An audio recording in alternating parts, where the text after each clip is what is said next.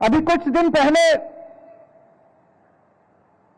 22 जनवरी के दिन अयोध्या में श्री राम लल्ला जी का प्राण प्रतिष्ठापन किया गया। ये पूरे देश के लिए, पूरे विश्व के लिए एक बेहद गर्व की, खुशी की और बधाई की बात थी। चारों तरफ लोगों ने खूब उत्सव मनाया। एक तरफ जहां हमें श्री रामचंद्र जी की भक्ति करनी है, दूसरी तरफ हमें उनके जीवन से प्रेरणा लेकर उनके संदेश को अपने जीवन में ढालने की कोशिश करनी है। उनका जीवन बेहद प्रेरणादायी है। तमाम किस्से उनके जीवन से जो हमें संदेश देते हैं त्याग का, बड़े से बड़े त्याग का, प्यार का, मोहब्बत का। हम सब जानते हैं किस तरह से अपने पिताजी के एक आदेश के ऊपर, अपने पिताजी के कहने पे अपना तमाम राजपाट त्याग करके वो वनवास चले गए। कल सुबह भगवान राम का राज्याभिषेक होने वाला था। अयोध्या के अंदर तमाम तैयारियां कर ली गई थी। सभी अयोध्यावासी हर्षोल्लास में झूम रहे थे।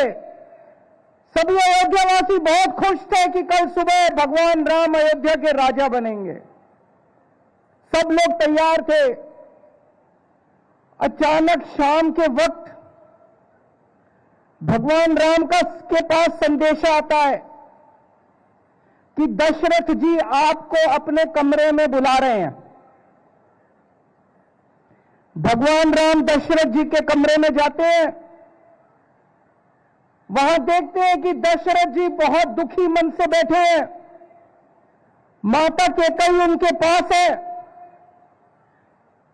कमरे में घुसने के बाद माता कैकेयी उनको बोलती है कि महाराज ने मुझे 2 वर दिए हैं और मैंने उनसे वो दोनों वर मांगे हैं। पहला वर कि भगवान राम को 14 वर्ष के लिए वनवास जाना होगा और दूसरा वर कि उनकी जगह भरत को अयोध्या का राजा बनाया जाएगा। मैं सोच रहा था कि अगर आज का परिप्रेक्ष्य होता, आज का माहौल होता, पूरे अयोध्यावासी भगवान राम के साथ थे, पूरे अयोध्यावासी भगवान राम को प्यार करते थे। अगर भगवान राम कहते मैं नहीं मानता, पूरी अयोध्या भगवान राम के साथ खड़ी होती।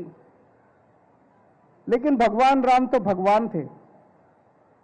उन्हें किसी राजपाट से मोह नहीं था। उन्होंने माता कैकेयी को और महाराज दशरथ को कहा कि महाराज, रघुकुल रीत सदा चली आई, प्राण जाए पर वचन न जाए। आपके वचन का पालन होगा। उन्होंने 2 मिनट के अंदर निर्णय लिया कि वो राजपाट नहीं संभालेंगे और 14 वर्ष के लिए वनवास जाएंगे, बिना किसी गम के, बिना किसी दुख के। चेहरे पर मुस्कान के साथ भगवान ने उनसे विदा ली और खुशी खुशी 14 वर्ष वनवास के लिए चले गए। इससे हमें सीख मिलती है कि अपने मां बाप की आज्ञा का पालन करना चाहिए। इससे हमें सीख मिलती है कि हमें निर्मोह भाव से, निस्वार्थ भाव से सेवा करनी चाहिए। इससे हमें सीख मिलती है कि हमें किसी तरह का त्याग करने से पीछे नहीं हटना चाहिए।